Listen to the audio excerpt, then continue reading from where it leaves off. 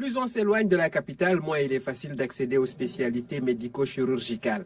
Pour corriger ce déséquilibre, les autorités sanitaires ont opté pour une extension de l'offre à travers des caravanes. C'est dans le cadre donc des actions du ministère de la Santé, essayer de décentraliser l'offre de soins en chirurgie.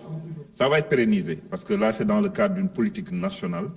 Une équipe composée de 5 chirurgiens et de 3 anesthésistes réanimateurs est venue de Dakar pour intervenir à Koungheul. Aujourd'hui, avec cette initiative, nous avons la possibilité vraiment d'opérer tous nos malades qui souffraient déjà de pathologies chirurgicales et qui jusque-là étaient évacués à Kaolack et parfois à Dakar.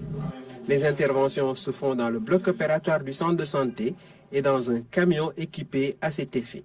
On a 2 blocs opératoires qui sont fonctionnels aujourd'hui et en plus, il y a aussi ce bloc opératoire qui est au niveau de l'unité mobile de chirurgie.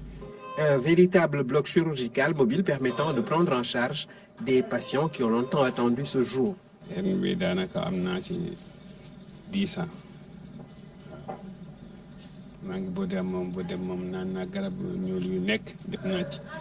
Cette mission chirurgicale est délicate. Elle concerne des hommes dans leur intimité, dans une culture de la discrétion et du tabou.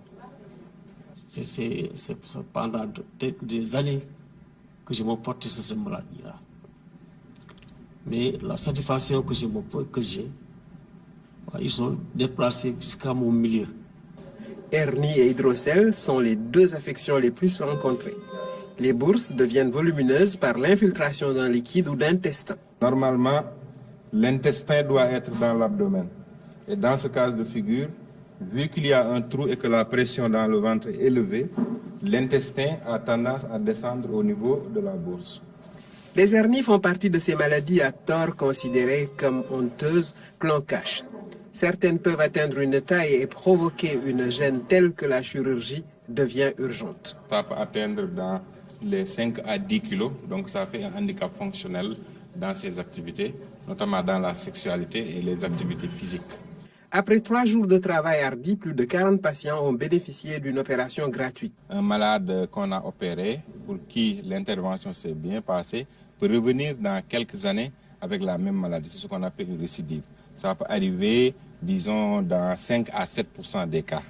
Le suivi post-opératoire se fera sur place. Prochainement, l'équipe chirurgicale interviendra dans une autre zone à définir, toujours dans le but d'aller vers les malades.